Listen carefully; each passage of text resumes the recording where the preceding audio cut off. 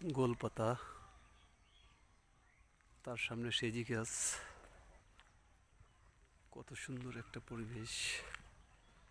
আসলে এটা যারা শহরে থাকে এই সৌন্দর্য উপভোগ করতে পারবেন না। এই সৌন্দর্য উপভোগ করতে হলে আপনাকে আসতে হবে গ্রামগঞ্জে।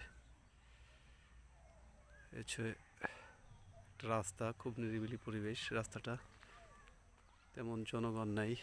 ঠিক তার পাশেই গোলবন, সুন্দরবনের বিখ্যাত গোলবন আপনাদের দেখার সুযোগ করে দিচ্ছি। দেখেন ভিউয়ার্স, এটা হচ্ছে গোলবন।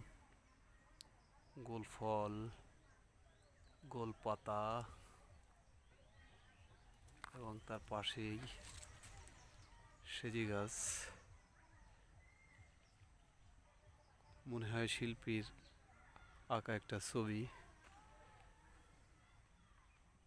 এটা কিন্তু প্রাকৃতিকভাবেই গড়ে উঠেছে, কিন্তু আসলে দেখলে মনে হবে যে কেউ নিজ হাতে এই সৌন্দর্য দান করেছেন, কিন্তু আসলে সেটা নয়।